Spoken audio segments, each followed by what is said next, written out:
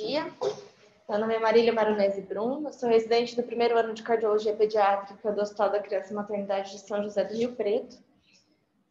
E hoje vou apresentar um artigo que é uma meta-análise de estudos de coorte que analisa a associação entre cardiopatias congênitas e risco cardiovascular, que foi publicado no Journal do American Heart Association em maio do ano passado. Essas são algumas siglas que eu usei ao longo do trabalho. Então, CC para cardiopatia congênita, DCV para doença cardiovascular, AVC para acidente vascular cerebral, DAC para doença arterial coronariana, RCV para risco cardiovascular, IC, insuficiência cardíaca e AM, infarto agudo do miocárdio. Então, as cardiopatias congênitas são uma formação congênita mais comum em recém-nascidos e acometem cerca de 10% dos nascidos vivos ao redor do mundo. Ao longo do tempo, houve melhora nas intervenções, e isso levou ao aumento da população que chega à idade adulta. Porém, as intervenções nem sempre são curativas, algumas vezes são paliativas. E elas, por si só, podem acarretar alterações elétricas e hemodinâmicas.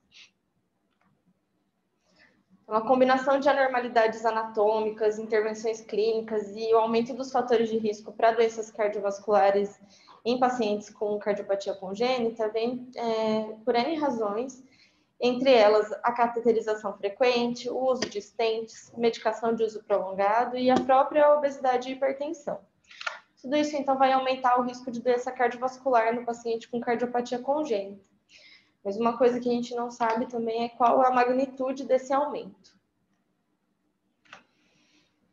Então, de uma perspectiva clínica, esse estudo avaliou a associação entre cardiopatia congênita e o risco de doença cardiovascular, como AVC, insuficiência cardíaca e doença arterial coronariana tardia, a partir de uma meta-análise de estudos de coorte. Para isso, para a gente considerar a avaliação de risco para doença cardiovascular em pacientes com cardiopatia congênita, com base tanto nos fatores de risco convencionais e nas intervenções que a gente intervenha na redução do risco cardiovascular desses pacientes.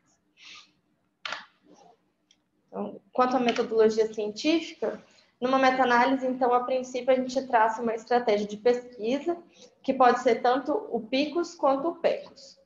Nesse caso, a gente vai usar o PECOS porque a gente vai estar avaliando uma exposição. Então, o P é o participante ou o paciente, o E é a exposição, o C é o grupo controle, o O que é o desfecho e o S é o delineamento do estudo. Então, o paciente desse estudo é um paciente portador de cardiopatia congênita, que foi acompanhado a longo prazo, então ao longo do tempo, e foi comparado a indivíduos não portadores de cardiopatia congênita. De desfecho, era a análise do maior risco de ocorrência de doenças cardiovasculares, e uma coisa que me gerou dúvida, eu até perguntei para o Dr. Moacir ontem, que na aula dele, ele se referiu a esse estudo como uma análise de série de casos, e ao longo de todo o estudo ele refere como estudo de coorte. Então, uma coisa não exclui a outra. Uma coorte nada mais é do que uma série de casos. É só uma série de casos comparada a outra série de casos. Quando ele citou na aula dele, eu cito aqui, série de casos não é um estudo de série de casos. Sim, só série de casos comparados compondo um estudo de coorte. Então, são eleitos 2 investigadores, e esses investigadores buscaram estudos longitudinais publicados em inglês e chinês, anteriores a 15 de abril de 2018, que relataram sobre o risco cardiovascular em pacientes com e sem cardiopatia congênita. Foram utilizadas diversas bases de dados, tanto internacionais quanto chinesas. Para a pesquisa foram utilizados, então, os termos de pesquisa. Aqui também coloquei todos os termos que ele colocou, até para exemplificar como a gente tem que ser minucioso na escolha desses termos para conseguir abranger os artigos que são nosso alvo, né, alvo do nosso estudo. Então, o primeiro termo, ele considerou como as cardiopatias congênitas e o segundo como o risco cardiovascular. Além dos termos de pesquisa, a partir dos artigos achados, ele revisou as referências e buscou das referências algum artigo que fosse relevante.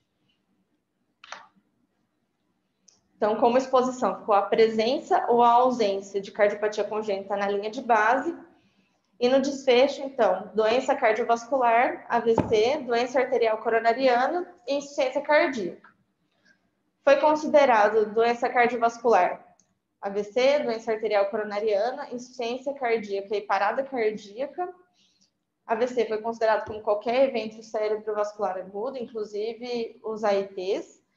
E na doença arterial coronariana foi considerado doença cardíaca isquêmica, infarto agudo do miocárdio e a própria doença arterial coronariana.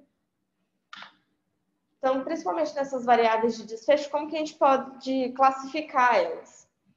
Então, uma vez que elas são variáveis não numéricas, a gente pode classificar elas a princípio como variáveis qualitativas. Nesse estudo, então, e até intrinsecamente, a gente pode colocar como se os pacientes tivessem ou não essa variável. Eu não posso falar se eles têm mais ou menos. Então, eles têm ou não têm AVC, têm ou não têm insuficiência cardíaca, têm ou não têm doença arterial coronariana. E por isso eu classifico ela como uma variável qualitativa nominal.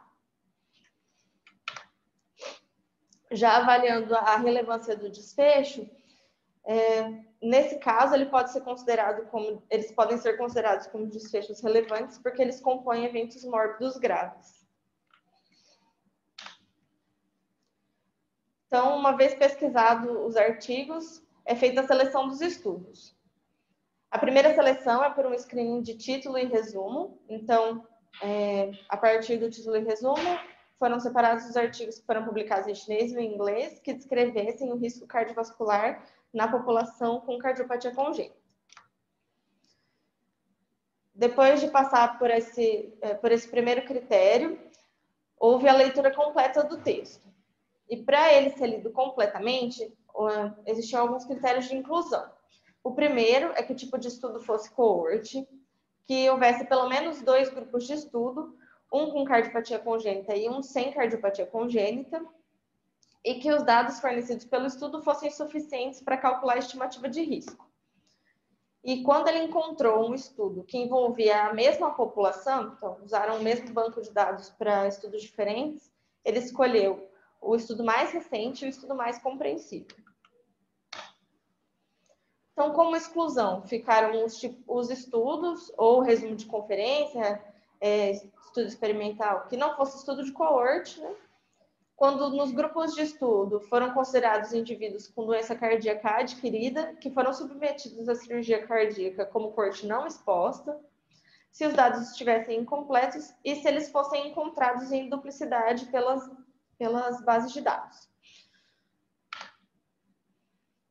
Então, foram considerados como dados relevantes principalmente para a classificação e para facilitar o manejo dos estudos. O primeiro autor e o ano da publicação, região geográfica, período e tipo de estudo, seleção dos participantes do estudo, os fatores de confusão controlados, tamanho da amostra, a composição por idade, a porcentagem de participantes do sexo feminino e os resultados relatados.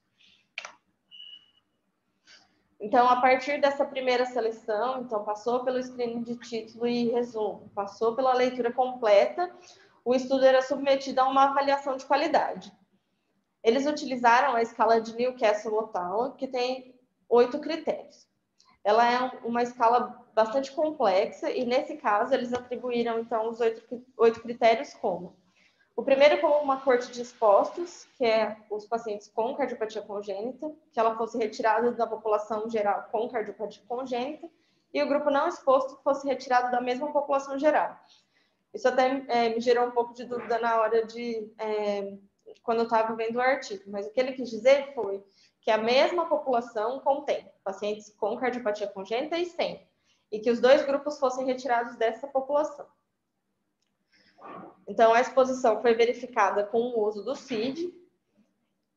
Seriam excluídos os pacientes que tiveram doença cardiovascular antes ou ao início do estudo, que os fatores de confusão considerados fossem idade, sexo, tabagismo, índice de massa corporal e outros fatores, que os desfechos fossem avaliados prospectivamente ou por acesso ao registro médico, e que o tempo de segmento fosse suficiente para a ocorrência do desfecho. Então, não adiantaria você acompanhar esse grupo por pouco tempo, porque são desfechos de longo prazo, né?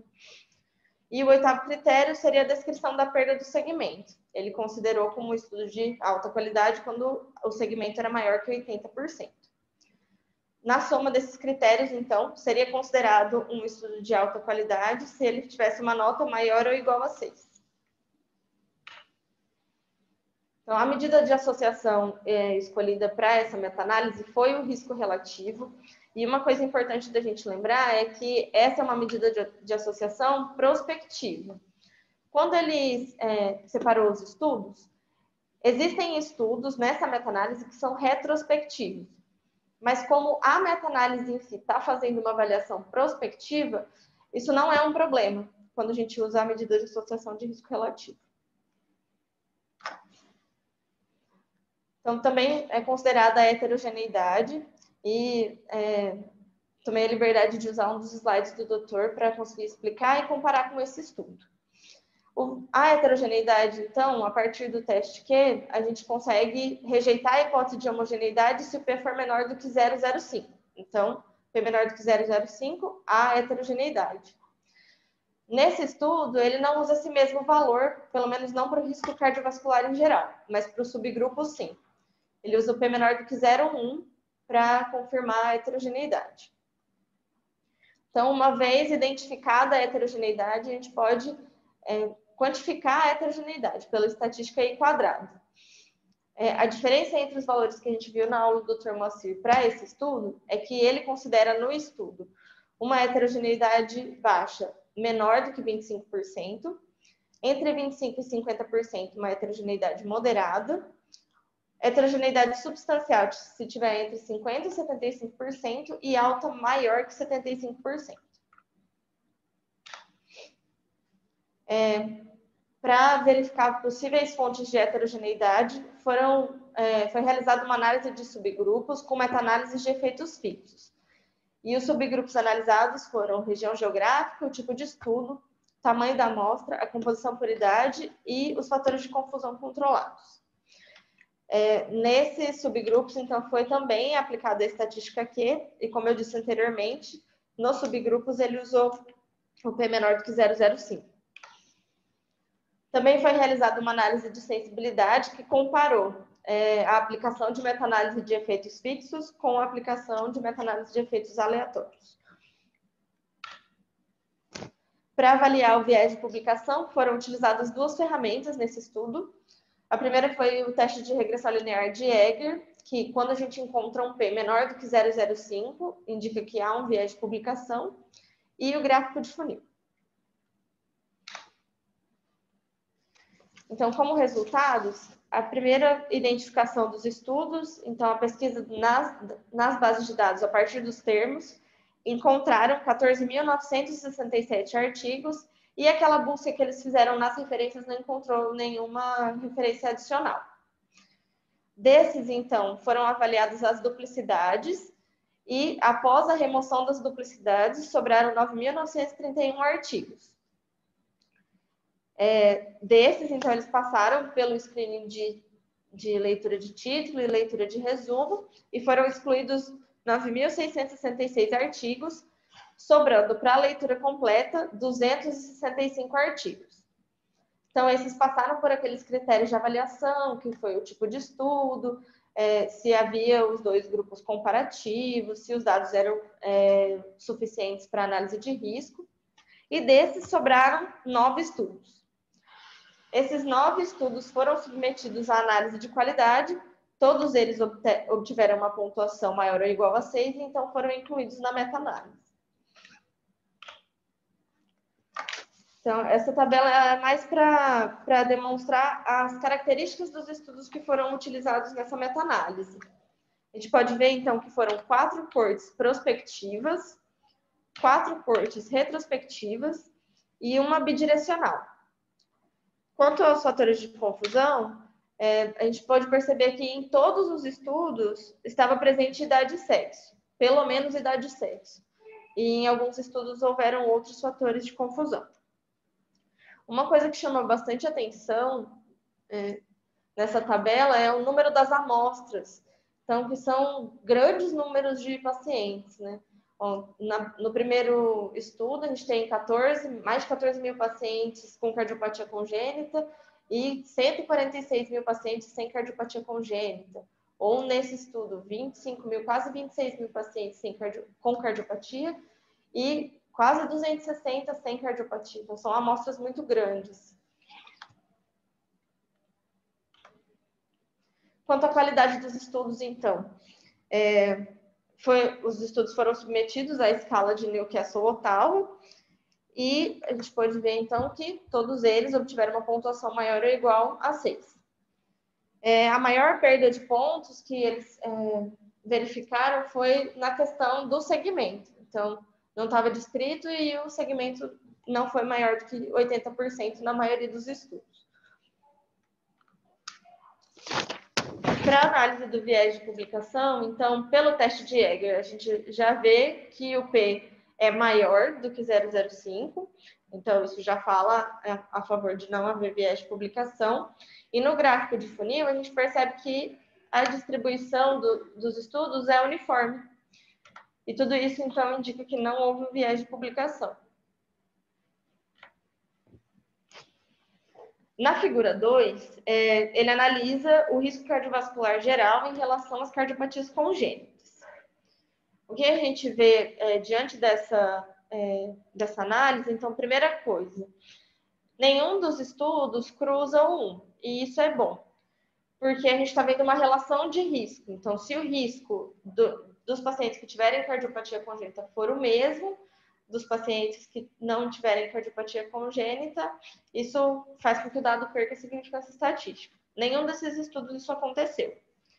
Na análise de todos eles, então, foi obtido um risco de 3,12, que é a demonstração de que há um risco maior, 212% maior, de acontecer um evento cardiovascular, ou que o risco cardiovascular é maior nos pacientes com cardiopatia congênita. Uma vez verificado isso, a gente pode verificar a heterogeneidade. Então, a partir do losango, que é a análise da soma dos estudos, né, a gente traça uma linha e verifica quantos estudos cruzam essa linha. Então, quanto mais estudos cruzarem essa linha, mais homogêneo é. E nesse caso, a gente vê que a maioria não cruza. Então, visualmente, já é possível inferir uma heterogeneidade. Mas ela é confirmada com a aplicação do teste Q, que demonstrou um P menor do que 0,05, bem menor. Aplicando a estatística aí quadrada, a gente quantifica, então, essa heterogeneidade e vê que é uma heterogeneidade alta, já que eu tenho um valor de 99%. Além disso, para verificar a significância estatística da análise total desses estudos, pode ser aplicado o teste Z. E no teste Z também houve o P menor do que 0,05, comprovando aí a significância estatística do dado encontrado. Fora isso, então, ele fez para cada desfecho separadamente. Então, ele avaliou tanto AVC quanto insuficiência cardíaca e doença arterial coronariana. Na sequência da análise é a mesma. Então, primeiro a gente vê se houve ou não, né, uma associação. Houve associação quando a gente analisou o AVC e nenhum dos estudos cruzou o 1. Traçando a linha a partir do losango, a gente vê, então, que os estudos, a maioria não cruza a linha, visualmente percebendo a heterogeneidade, que é confirmada pela aplicação do teste Q, com P menor do que 0,05, e também uma heterogeneidade alta. Aplicado o teste Z, então, a gente confirma ainda mais a significância estatística com P menor do que 0,05. Então, nesse caso, como o risco foi de 2,46,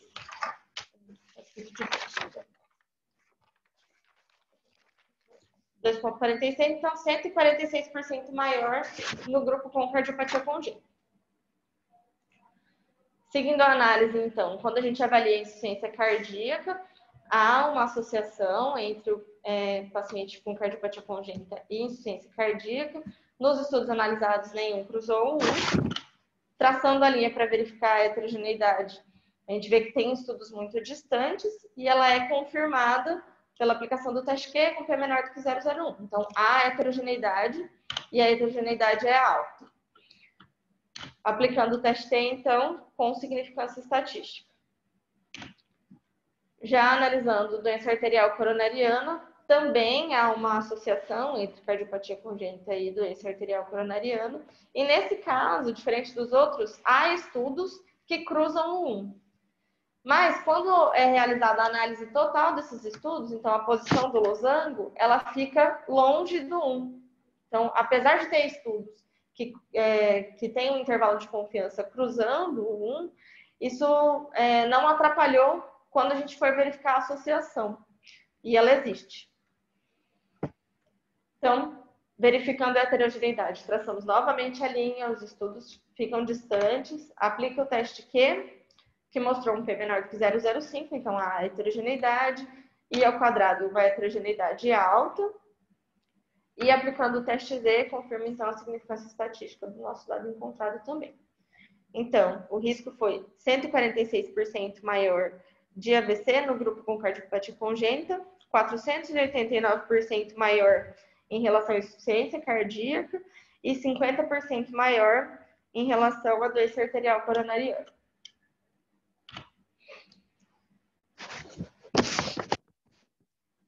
Na análise de subgrupos, então, essa tabela vai analisar a associação entre doença cardiovascular e a cardiopatia congênita, levando em consideração aqueles subgrupos, para a gente ver se não teve uma...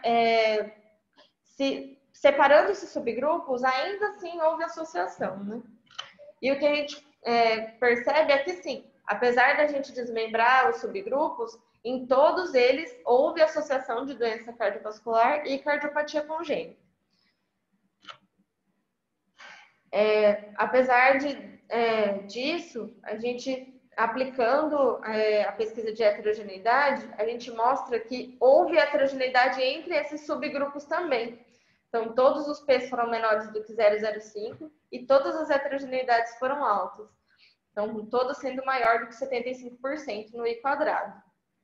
Isso demonstra que, além da heterogeneidade na população, a gente tem uma heterogeneidade interestudos. Então, na análise de sensibilidade, ela é feita para comparar as estimativas de risco e compara os modelos de efeito fixo com os modelos de efeito aleatório. Elas foram aplicadas para todas as variáveis pesquisadas e não foram significativamente diferentes entre si, se a gente escolhesse uma ou outra para essa avaliação. Então, essa análise foi a primeira meta-análise que avaliou a associação entre cardiopatia congênita e desfecho cardiovascular ao longo do tempo, e mostrando o tamanho das amostras dessa meta-análise, né? Que apesar de terem sido utilizados só 9 estudos, tinha mais de 80 mil indivíduos com cardiopatias congênitas, comparados a 684 mil pacientes sem cardiopatia congênita. Então, voltando à tabela que demonstrou os riscos, em resumo, o risco de doença cardiovascular no geral foi 212% maior no grupo com cardiopatia congênita, de AVC 146% maior, insuficiência cardíaca 489% maior e de doença arterial coronariana 50%. O primeiro questionamento que vem é por que essa associação ocorre? E ele coloca algumas hipóteses. A primeira hipótese dele, então, é que as anormalidades residuais e hemodinâmicas são um importante fator para o desenvolvimento de doença cardiovascular. E nisso são as obstruções de fluxo, shunt, arritmia, anormalidade valvular ou alteração anatômica persistente, né, ocorrendo mesmo após a correção cirúrgica, e as alterações hemodinâmicas, que podem levar a isquemia miocárdica, cicatriz miocárdica, hipertrofia ventricular e alteração de volume ou pressão, principalmente dos ventrículos, e isso induzindo a disfunção miocárdica. Algumas anormalidades herdadas também, então, principalmente de coronária ou com vasculopatia arterial herdado, a coarctação de aorta, síndrome de Marfan, síndrome de Turner, e esses pacientes em si são mais propensos a terem doença arterial coronariana ou AVC. Quanto à intervenção médica, ele coloca que a manipulação de coronárias vai aumentar o risco de eventos coronários. Isso porque acontece uma estenose, pode acontecer uma estenose em região de sutura, que é próxima ao ósteo. Além disso, os vasos proximais podem ficar ou quincados, né, ou esticados demais, com estresse. E em algumas cirurgias isso pode acontecer com mais frequência. Então, no switch arterial, na cirurgia de Rose e no implante de stent coronário. Além disso, a cateterização frequente e o uso de anticoagulantes também pode aumentar o risco para AVC. Algumas alterações genéticas por si só também estão particularmente associadas à insuficiência cardíaca, então alteração de gene MYH7, H6, ACTC1, MYBPC3 e TMN3, além da síndrome de Marfan e a síndrome de Noonan. Bom, depois ele questiona o porquê da heterogeneidade tão importante, sempre confirmada e sempre alta entre os estudos. E ele coloca que isso acontece pela diferença de design dos estudos e as características das populações. Então, como a gente verificou pelos resultados, há variáveis com heterogeneidade interestudos e as cardiopatias congênitas em si, são variáveis e complexas. E as suas relações com o desenvolvimento de doença cardiovascular idem. Ele relata que, em alguns estudos, eles avaliaram a presença de AVC em diferentes tipos de alterações, então foi uma avaliação mais pormenorizada, ou em outros estudos comparou os eventos em pacientes cianóticos e não cianóticos, e em outros estudos, avaliação em cardiopatia congênita simples. Fora isso, a avaliação dos desfechos também é complicada, porque a gente está falando de desfechos que são concomitantes entre si. Então, um paciente que tem doença arterial coronariana, muito provavelmente vai ser um paciente que tem uma aterosclerose em leito cerebral, por exemplo, e pode ter um AVC, ou que tem uma doença arterial coronariana junto com uma insuficiência cardíaca. É muito complicado você avaliar os desfechos separadamente, uma vez que eles são concomitantes entre os pacientes. E um questionamento que fica, assim, é uma limitação a heterogeneidade? Quando a gente está falando de estatística, sim, porque a gente não, ela diminui a força estatística do dado.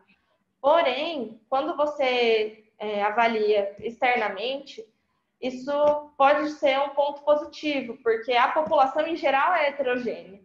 Então, quando a gente pega um estudo com uma heterogeneidade relevante, ele pode ser aplicado para uma população maior, quem sabe até para a população em geral.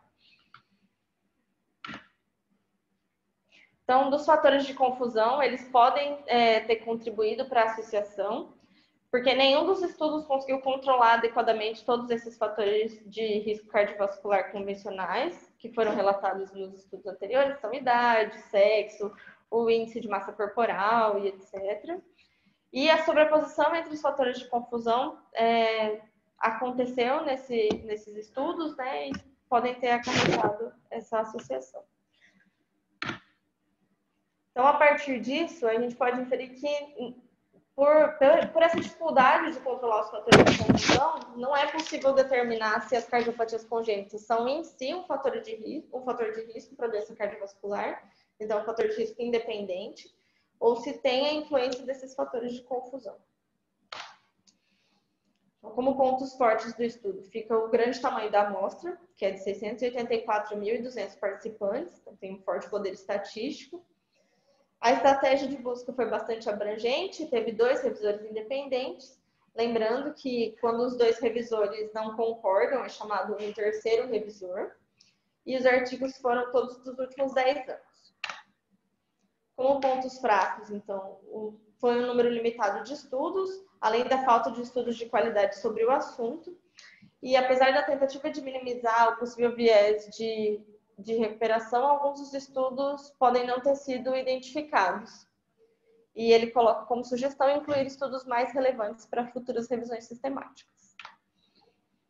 Como conclusão, então, essa meta-análise de estudos de coorte encontrou uma associação entre o aumento do risco de doença cardiovascular, acidente vascular cerebral, insuficiência cardíaca e doença arterial coronariana na vida adulta, embora não possamos determinar se essa associação é confundida por um perfil de fator de risco de doença cardiovascular nos pacientes com cardiopatia congênita sobreviventes, ou se a cardiopatia congênita é um fator de risco independente. E é isso. Quanto à classificação do estudo, já é um pouquinho mais complicado, porque ele é um estudo secundário, ele é um estudo que estuda estudos. Então, ele não consegue ter a mesma classificação de um estudo isolado. Quanto à característica intrínseca, é possível a classificação. Então, a meta-análise, essa meta-análise é uma meta-análise quantitativa analítica.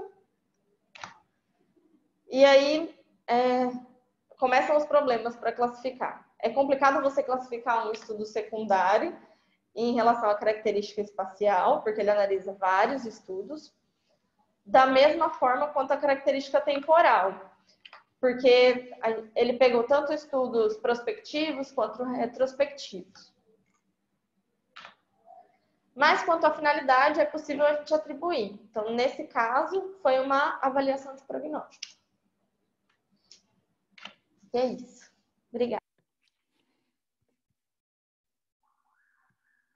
Bem, então, realmente foi bem explicado o assunto do PECO. Sempre, qualquer meta-análise tem que você responder ou PICOS ou PECOS. Aqui, como era exposição e não intervenção, tempo longo de segmento foi a exposição, realmente está enquadrado no PECOS.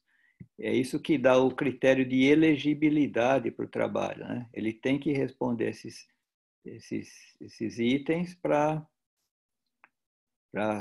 entrar na meta-análise realmente. Vocês veem que começa com 14 mil para chegar em 9, né? Então, todos os outros não foram atendendo a esse pré-requisito. Então, aqui já foi respondido. Então, esse fluxograma é sempre obrigatório nas revistas. Você não consegue mais publicar sem ter informado como é que foi a sua sequência. Quem entrou, quem não entrou, por que não entrou. Então, vocês vejam o trabalho intenso que dá, né? 14.967 para chegar em 9. Então, a primeira fase só pelo título, depois resumo, ler o trabalho original, e vejo que ele limitou só em 2 línguas, né? Inglês e chinês. Eventualmente pode haver algum trabalho escondido aí em alemão, ou em francês, ou até em português, que ele não teve acesso. De qualquer forma, é uma meta-análise muito boa, ela seguiu todo o protocolo, passou naquela...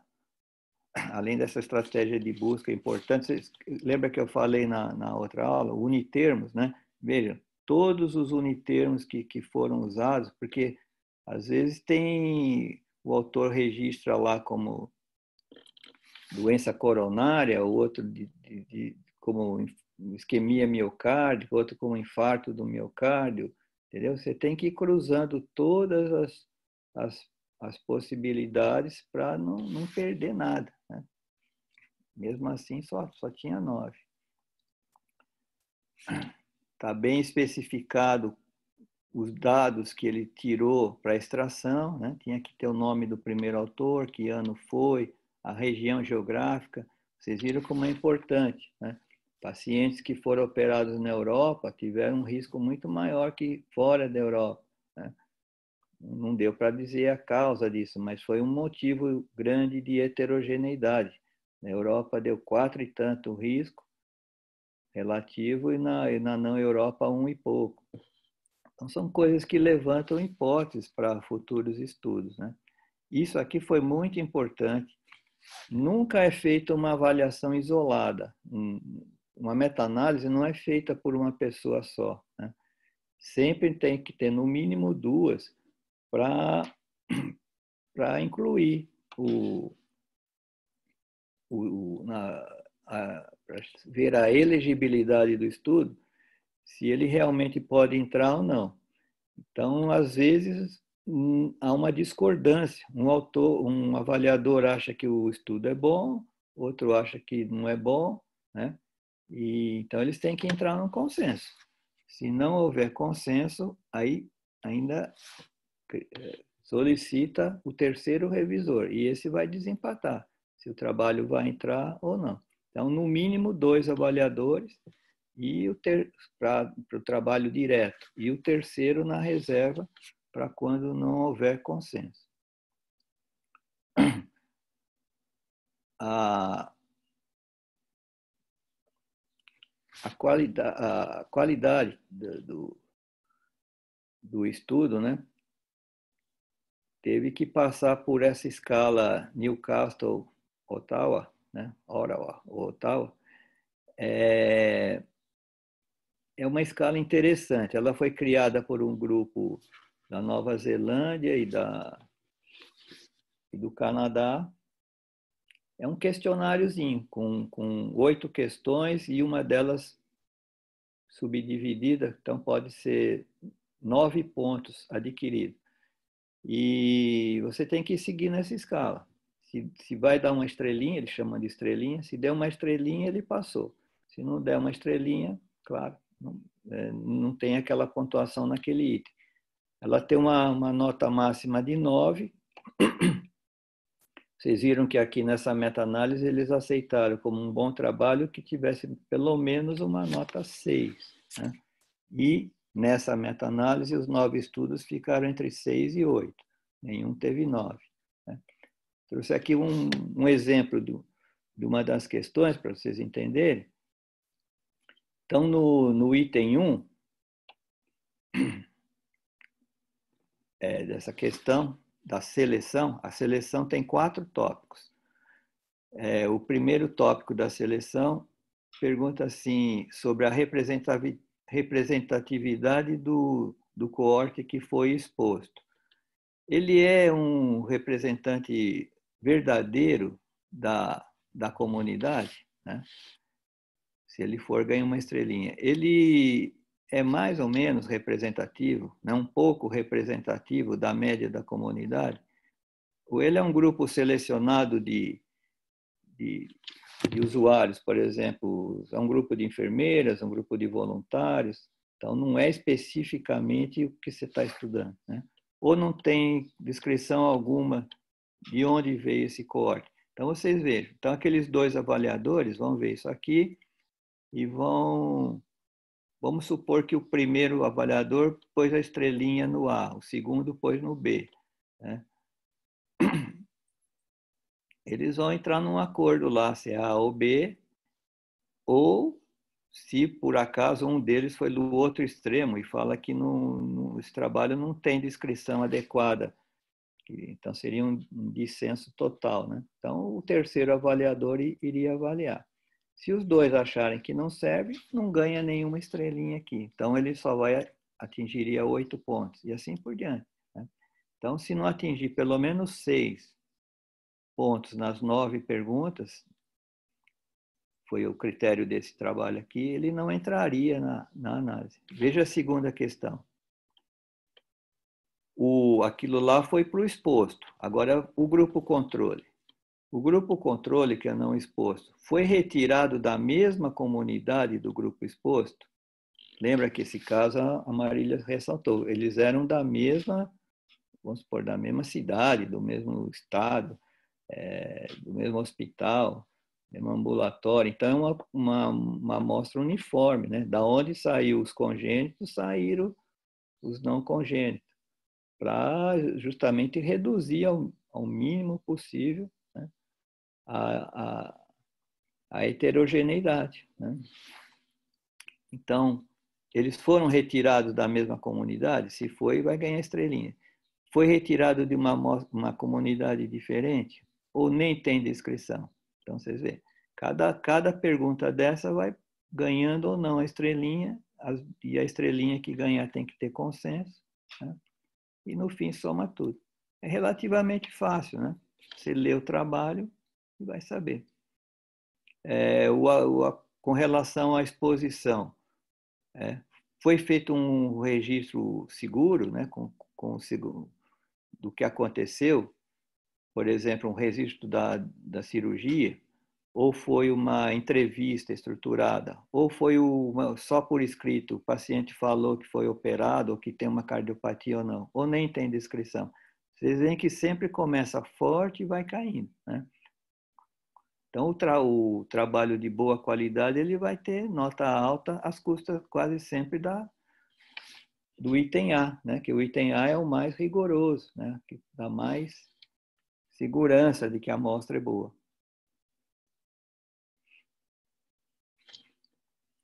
E a quarta questão. Foi demonstrado que o evento de interesse não estava presente no início do estudo? Claro, tenho que saber, porque se o grupo já começa com cardiopata, lá no começo ele já tinha o evento do futuro, tá furado o estudo, né?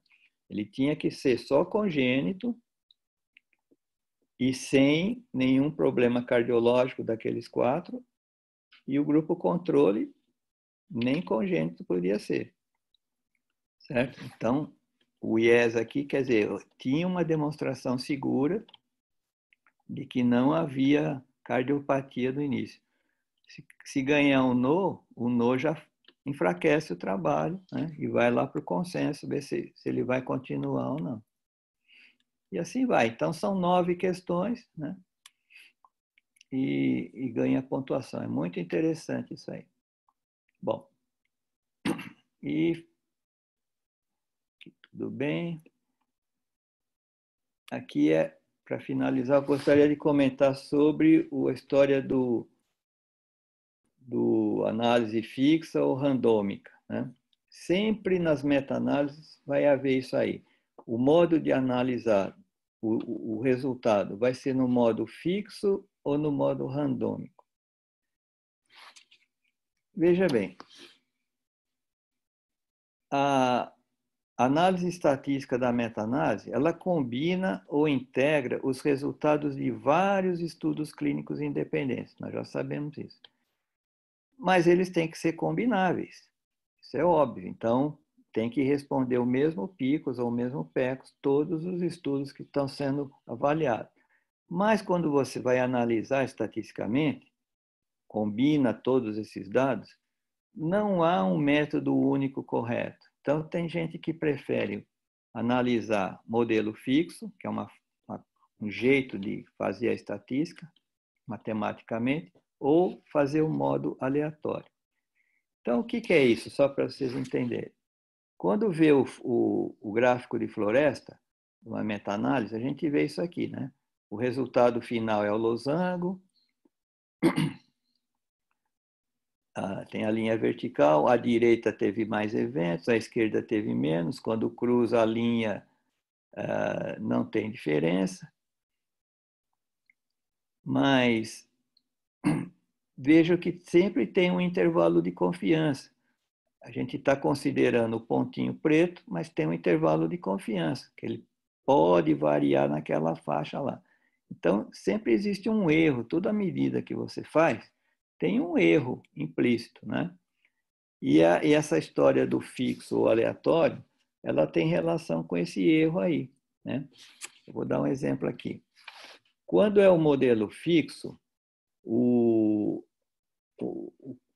modelo de cálculo estatístico considera que existe um valor esperado para aquele assunto. Aqui está o exemplo 0,6. Então, vamos supor que estou fazendo uma análise de risco relativo e é esperado, já se sabe que é esperado um risco de 0,6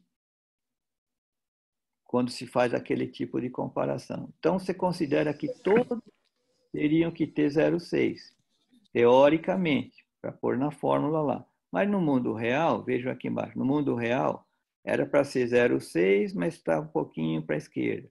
Era para ser 0,6, está um pouquinho para a direita. Era para ser 0,6, está um pouquinho para a esquerda. Então, tem esse erro em relação ao esperado, ao fixo esperado.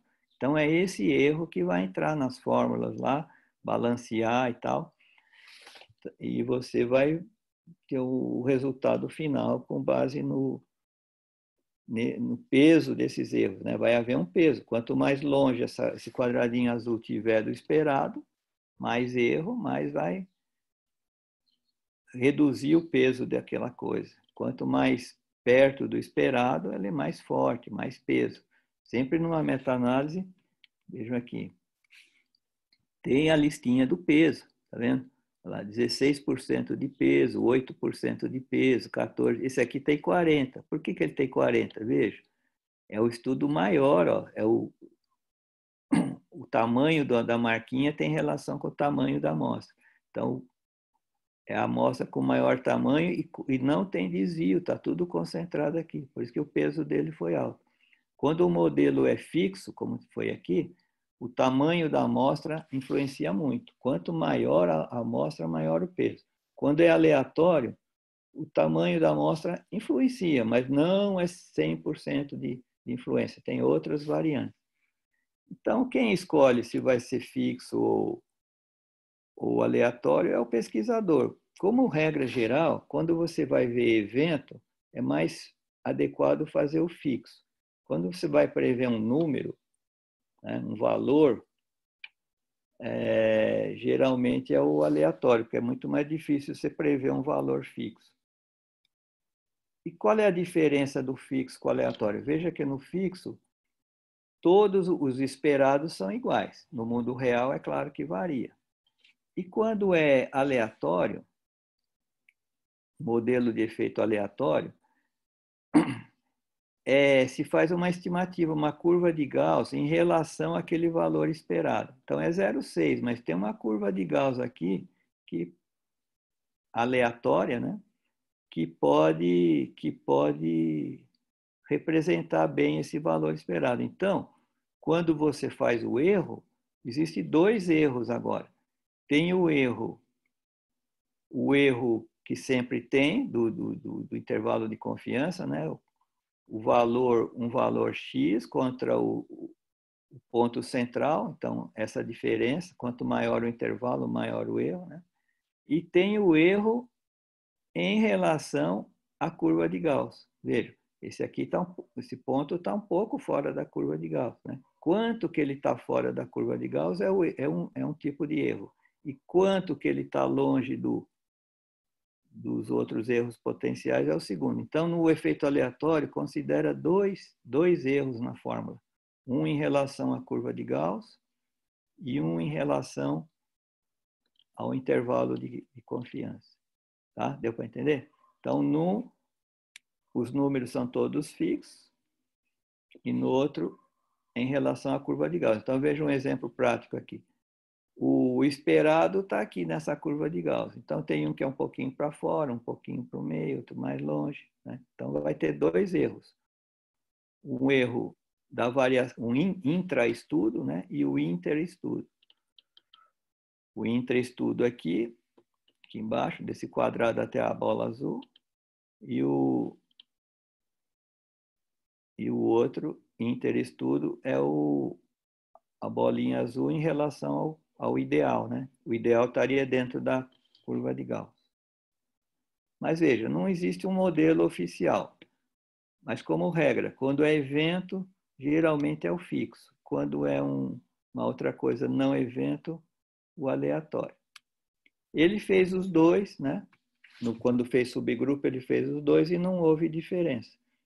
Então, no padrão ele usou o fixo, lá no fim ele usou os dois, quando subdividiu, e não deu diferença. Nas duas situações, o fato de ter uma cardiopatia congênita aumentou significantemente o risco. E como teve uma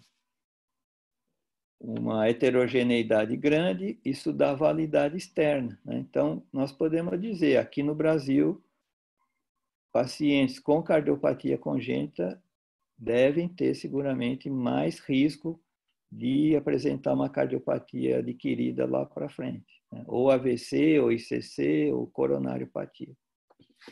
Era isso.